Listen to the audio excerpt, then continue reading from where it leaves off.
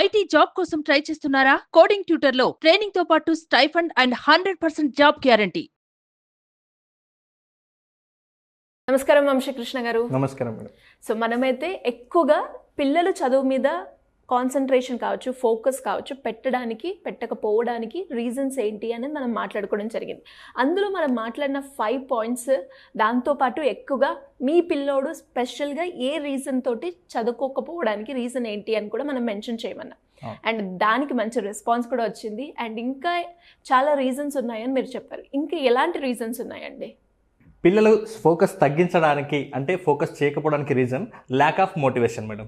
దీంట్లో lack of motivation అంటున్నాం కదా, అంటే మోటివేషన్ తక్కువ ఉన్నా పిల్లలు స్టడీస్ మీద ఫోకస్ చేయలేరు, అలాగే మోటివేషన్ ఎక్కువైతే కూడా పిల్లలు స్టడీస్ మీద ఎక్కువగా ఫోకస్ చేయలేరు మేడం. దీనికి ఎలాగో చూద్దాం మేడం. ఇప్పుడు చూడండి, ఫర్ ఎగ్జాంపుల్ పిల్లలకు అసలే మోటివేషన్ లేదనుకోండి, అంటే వాళ్ళ గోల్స్ పట్ల కావచ్చు, వాళ్ళ ఫ్యూచర్ ఉన్నటువంటి వాళ్ళు అచీవ్ చేయాలనుకుంటున్న ఆ ప్లేస్ ఏదైతే ఉందో, ఆ జాబ్ కావచ్చు, బిజినెస్ కావచ్చు, ఇంకేదైనా ఆ మోటివేషన్ లేకపోతే వాళ్ళు స్టడీస్ మీద పెద్దగా ఫోకస్ చేయరు. అట్లాగని ప్రతిసారి మనం మోటివేషన్ చేసినాం అనుకోండి పిల్లలకి, అది కూడా నష్టమే అనమాట. ఎట్లా అంటే చూడండి, ఇప్పుడు ఒక క్లాస్ రూమ్లో ఒక టీచర్ కావచ్చు, లేదంటే ఒక ఇంట్లో ఒక పేరెంట్ కావచ్చు, వాళ్ళు ఏమేమి అచీవ్ చేయాలనే విషయాల పట్ల వాళ్ళకి బాగా మోటివేట్ చేశారు, వాళ్ళకు సక్సెస్ స్టోరీస్ కూడా బాగా చెప్పారు.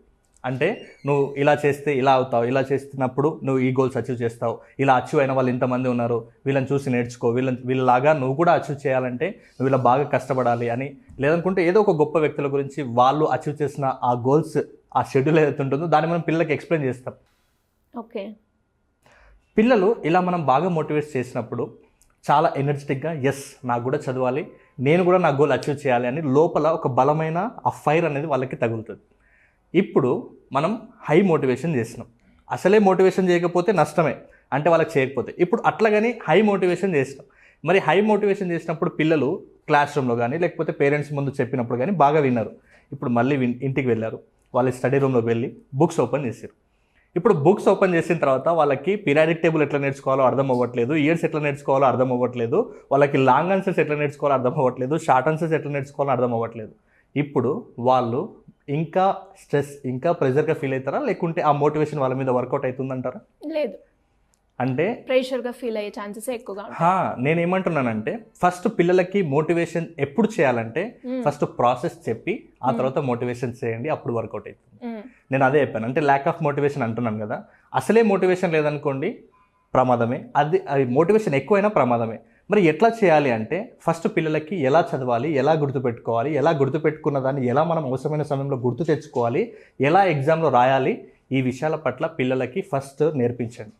నేర్పించిన తర్వాత మోటివేషన్ చేస్తే అప్పుడు వాళ్ళకి ఎలాగో ప్రాసెస్ తెలుసు. ఇప్పుడు హై మోటివేషన్ చేసినా వాళ్ళకి చదవాలనే ఇంట్రెస్ట్ వచ్చింది, ఆ ఫైర్ లోపల నుంచి అంటుకుంది. ఇప్పుడు బుక్స్ ఓపెన్ చేస్తే వాళ్ళకు చదివే విధానం అర్థమైతలేదు, ఎలా గుర్తుపెట్టుకోవాలో అర్థమైతలేదు, ఎలా గుర్తు తెచ్చుకోవాలో అర్థమైతలేదు. ఇప్పుడు మనం చేసిన మోటివేషన్ వృధానే కదా. పైగా వాళ్ళని మనం హైగా అంటే ఇంకా ఫోకస్గా ఉంచేలా చేద్దామని చేసిన మన ప్రయత్నము ఇంకా వాళ్ళని డిప్రెషన్లోకి తీసుకుపోతుంది, డిమోటివేట్ చేస్తుంది. ఎందుకంటే ఇంత బాగా చెప్పారు, నేను చదువుదామని ఇంత ఫైర్ ఉంది నా లోపల, అయినా కూడా నాకు రావట్లేదు చదువుతుంటే, కాబట్టి పిల్లలు ఇంకా లోపలికి వెళ్ళిపోతారు. సో ఏదైనా కూడా ప్రమాదమే. అంటే నేనేమంటున్నాను అంటే మోటివేషన్ చేయడం అనేది రైట్, ఎప్పుడు చేయాలనేది చాలా మందికి తెలియక పిల్లల్ని ఇంకా ప్రెజర్కి గురి చేస్తున్నారు. ఓకే, ఇప్పుడు ఫర్ ఎగ్జాంపుల్ ఒక వ్యక్తికి ఒక మహిళ అనుకోండి, ఆమెకి వంట బాగానే వచ్చు, ఇంకా బాగా చేయమని మనం ఆ పర్సన్కి మోటివేట్ చేస్తే బాగా చేస్తుంది. ఇప్పుడు వంటనే రాని వ్యక్తికి నువ్వు చాలా బాగా చేయి, చాలా బాగా చేయి, చాలా బాగా చేయగలుగుతావని వంటలో అద్భుతాలు సృష్టించిన వాళ్ళ వీడియోస్ చూపించినా కూడా ఏమైపోతుంది, చేయగలుగుతుందా? అసలు ఆ స్టవ్ వెలిగించినప్పుడు ఒక రకమైన స్ట్రెస్, అంటే నేను బాగా చేస్తానా లేదా అని. కాబట్టి నేనేమంటున్నాను అంటే ఫస్ట్ ప్రాసెస్ చెప్పండి, తర్వాత మీరు మోటివేషన్ చేస్తే వర్కౌట్ అవుతుంది. చాలా మందికి ప్రాసెస్ చెప్పకుండా మీరు మోటివేట్ చేస్తున్నారు అనుకోండి, ఇంకా ప్రెజర్కి లోన్ అవుతారు, ఇంకా స్ట్రెస్కి గురవుతారు, ఇంకా వాళ్ళ లోపల ఉన్న సామర్థ్యాన్ని మనమే దాన్ని తొక్కేసిన వాళ్ళం అవుతాం. కాబట్టి దయచేసి పిల్లలకి మోటివేషన్ ఎలా చేయాలో ఈ విషయం తెలుసుకోండి, ప్రాసెస్ నేర్పించండి ఫస్ట్. అలాంటి ప్రాసెస్ నేర్పించడానికి మనం వాళ్ళకి ప్రతిరోజు కూడా అంటే క్లాసెస్ కండక్ట్ చేయడం అలాంటివి చేస్తున్నాం అనమాట. నెక్స్ట్ వచ్చేసి ఎన్విరాన్మెంటల్ ఫ్యాక్టర్స్ మేడం. అంటే ఒక వ్యక్తి చదువుతలేడు అంటే తన చుట్టూ ఉన్నటువంటి ఫ్రెండ్స్ ఎలాంటి వాళ్ళో ఒకసారి అబ్జర్వ్ చేయాలి, పేరెంట్స్ కావచ్చు, టీచర్స్ కావచ్చు. ఇప్పుడు ఫర్ ఎగ్జాంపుల్ మేడం, మన చుట్టూ ఉన్న అందరు వ్యక్తులు చదువుతుంటే మనకు కూడా చదవాలని, ఆ ఫోకస్ చేయాలనేది ఆలోచన వస్తుంది. ఇప్పుడు ఫర్ ఎగ్జాంపుల్ చూడండి, మనం ఒక దగ్గర అందరూ మెడిటేషన్ చేస్తున్నారు, ఒక 10 మెంబర్స్, మనం వాళ్ళ మధ్యలోకి వెళ్ళి మొబైల్ చూస్తామా? లేదు, మెడిటేషన్ చేస్తాం. ఖచ్చితంగా మనకు కూడా మెడిటేషన్ చేయాలి, వాళ్ళకి డిస్టర్బెన్స్ చేయకూడదు, మనం కూడా మెడిటేషన్ చేద్దాం అనిపిస్తుంది. ఇప్పుడు ఫర్ ఎగ్జాంపుల్ కొంతమంది అక్కడ ఎక్సర్సైజ్ చేసుకుంటున్నారు, మనం అక్కడికి వెళ్ళిన తర్వాత రీల్స్ చూసుకుంటూ లేకుంటే ఆడుతూ మనం కనిపిస్తామా? లేదు. మనకు కూడా ఏమనిపిస్తుంది? ఎక్సర్సైజ్ చేయాలనిపిస్తుంది. అవతల వ్యక్తి ఒక 2-3 ఆవలిస్తున్నారు అనుకోండి, బాగా మనకు కూడా ఆ నిద్ర వచ్చిన ఫీల్, ఆ స్లీపీ మోడ్ వస్తుంది, మనకు కూడా ఆవలింతలు వచ్చేస్తుంటాయి. అంటే మన చుట్టూన్నటువంటి పర్సన్స్ని బట్టి మన యొక్క బిహేవియర్, మైండ్ సెట్ కూడా చాలా డిపెండ్ అయి ఉంటుంది. కాబట్టి మన చుట్టూ కూడా మనం చదువు మీద ఫోకస్ చేస్తలేమంటే నీ చుట్టుపక్కల ఉన్న ఫ్రెండ్స్ ఎక్కువ డిస్ట్రాక్షన్స్, ఎక్కువ బైక్ రేసుకో, ఎక్కువ రెస్టారెంట్కి తిరుగుతున్నారో లేకుంటే ఎక్కువ జల్సాలు చేస్తున్నారో అలాంటి వాళ్ళు ఉంటే వెంటనే కట్ చేయండి. అలాంటి వాళ్ళు ఉన్నప్పుడు మనకు కూడా అలాగే చేయాలనిపిస్తుంది. ఒకవేళ చదవాలనిపిస్తుంది, తిరిగే ఫ్రెండ్స్ ఉంటే తిరగాలనిపిస్తుంది. కాబట్టి మీ చుట్టూ ఉన్నటువంటి ఎన్విరాన్మెంట్ ఎలా ఉందో మీరు అలా తయారవుతారు. నేను అందుకే చెప్తుంటాను ఎక్కువ రిపీటెడ్గా, మ్యాక్సిమం మన చుట్టూ ఉండే ఆ 5 పీపుల్సే మనం. అంటే వాళ్ళు ఎలాంటి వాళ్ళు ఉంటారో మనం అలాంటి వాళ్ళు. సో నెక్స్ట్ వచ్చేసి స్లీపింగ్. చాలామంది ఏం చేస్తుంటారంటే చాలా నైట్ టైం టీవీలు చూస్తూ, మొబైల్ చూస్తూ ఎక్కువ టైంని వేస్ట్ చేస్తుంటారు. ఇలా వేస్ట్ చేసినప్పుడు వాళ్ళకి నిద్ర సరిపోదు. అంటే నైట్ టైం ఎక్కువ లేట్గా పడుకుంటారు, మళ్ళీ స్కూల్ టైం అవుతుందనో ఎగ్జామ్స్ ఉన్నాయనో తొందరగా లేస్తుంటారు. ఇప్పుడు నిద్ర అనేది ఎంత ఇంపాక్ట్ క్రియేట్ చేస్తుందంటే మనం సరిగ్గా నిద్రపోయినప్పుడు మనం చాలా యాక్టివ్గా ఉంటాం. ఆ స్లీప్ అనేది ఎలాంటిదంటే మొబైల్కి మనం ఛార్జింగ్ చేసినట్టు. అంటే ఆ నైట్ టైంలో మళ్ళీ అంటే అనవసరమైన విషయాలు మర్చిపోయి మళ్ళీ కొత్తగా ఛార్జ్ అవుతాం అనమాట, రీఛార్జ్ అనమాట. సో మీరు కన్నా ఒకవేళ సరిగ్గా నిద్రపోకపోతే మీకు స్కూల్ టైంలో లేకుంటే కాలేజ్ టైంలో, ఎగ్జామ్ టైంలో ఏమవుతుంది? నిద్ర సరిగ్గా సరిపోలేదు కాబట్టి ఇక్కడ నిద్ర వచ్చేస్తుంది. నిద్ర వచ్చినప్పుడు ఆటోమేటిక్గా మీ ఫోకస్ తగ్గిపోతుంది. అక్కడ సార్ వాళ్ళు కానీ టీచర్స్ కానీ చెప్పిన లెసన్స్ మీద ఫోకస్ చేయలేదు. ఆటోమేటిక్గా మీకు ఆ స్టడీస్ సరిగ్గా అర్థం కావు. వెంటనే మీకు అర్థం కాని సబ్జెక్ట్ ఉందనుకోండి, వెంటనే ఫోకస్ తగ్గిపోతుంటుంది. కాబట్టి మీరు కరెక్ట్గా నిద్రపోవడం అనేది చాలా చాలా మ్యాండేటరీ అనమాట. ఓకే. నెక్స్ట్ వచ్చేసి పిల్లలకి స్టడీ స్కిల్స్ లేకపోవడం మేడం. పిల్లలకి ఎందుకంటే ఇప్పుడు నేను ప్రతిసారి చెప్తుంటాను, ఏదైనా ఒక ప్రాసెస్ అంటే నేను ఇంతకుముందు చెప్పాను, పిల్లలకి మోటివేట్ చేసే కంటే ముందు ప్రాసెస్ చెప్పి తర్వాత మోటివేట్ చేయండి అని. ఇప్పుడు పిల్లలకి ల్యాక్ ఆఫ్ స్టడీ స్కిల్స్ అంటే ఎలా చదువుకోవాలి, ఎలా చదివితే గుర్తుంటుంది అనే విషయాలు చాలా మందికి తెలియదు. నేను అంటుంటాను చదవండి అంటారు కానీ ఎట్లా చదవాలో చెప్పరు, ఎట్లా గుర్తుపెట్టుకోవాలో చెప్పరు, ఎట్లా గుర్తు తెచ్చుకోవాలో కూడా చెప్పరు. సో వీటన్నింటి కూడా మన దగ్గర దాదాపు ఒక 20 మెథడ్స్ ఉంటాయి మేడం మెమొరీలోనే.